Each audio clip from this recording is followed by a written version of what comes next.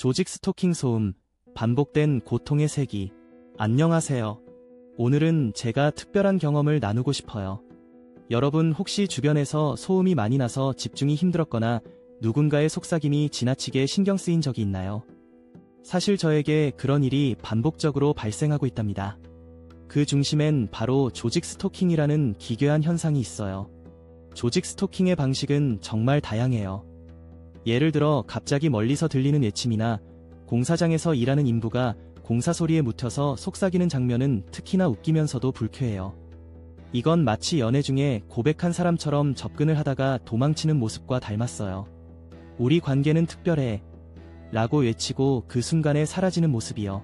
상상해보세요.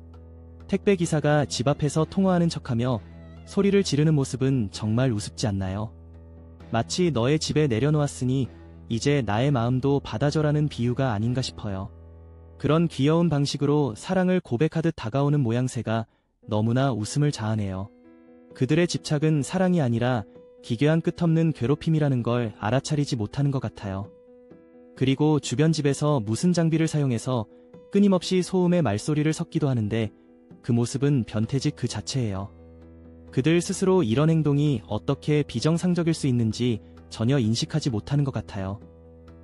마치 영화의 한 장면처럼 주인공이 다가오면 일부러 소음을 내고 뒷걸음질치는 악당의 모습 같아요.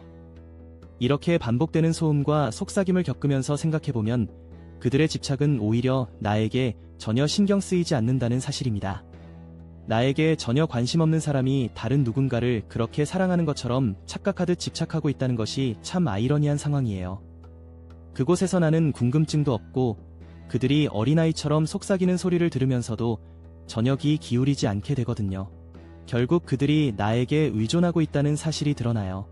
조직 스토킹이란 그들에게 있어서 마치 인형놀이 같아서 피해자가 존재하지 않으면 자신들의 정체성도 무너지게 되거든요. 이어지는 내용은 블로그 게시물에서 확인하실 수 있습니다. 게시물 링크는 더보기란 또는 고정 댓글을 참고해주세요.